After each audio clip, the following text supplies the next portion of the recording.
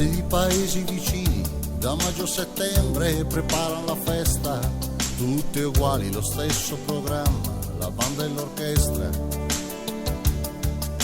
La scusa per starle vicino, magari domenica durante la messa, per stringerle forte la mano e sentire come gira la testa.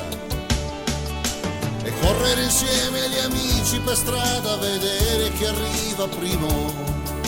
Com'erano belli quei giorni quando ero bambino. Tutti vicini, solo poche persone che ti salutano, ti chiamano per nome. Anche il vecchio signore sotto il campanile che vende il torrone. E quando la festa è finita si è ancora felici, si sta ancora bene, si prepara la prossima occasione per stare insieme.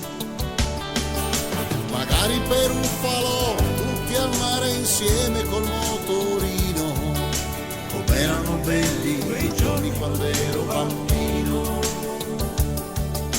Com'erano belli quei giorni quando ero bambino.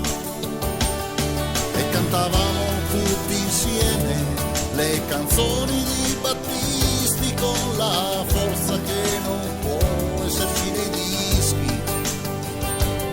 E cantavamo tutti in coro sino all'alba squarciagola.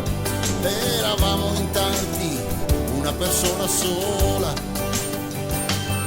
E respirare l'aria buona vicino a un orto coltivato, passeggiando in riva a un fiume addormentato.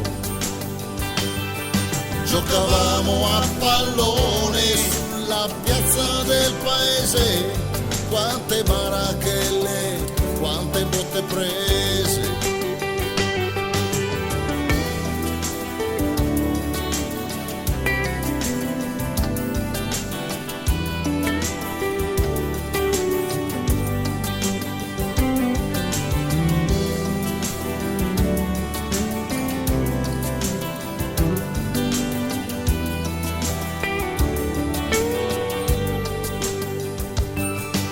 Gettarsi sfiniti sul letto e dormire di colpo sino al mattino. Com'erano belli quei giorni quando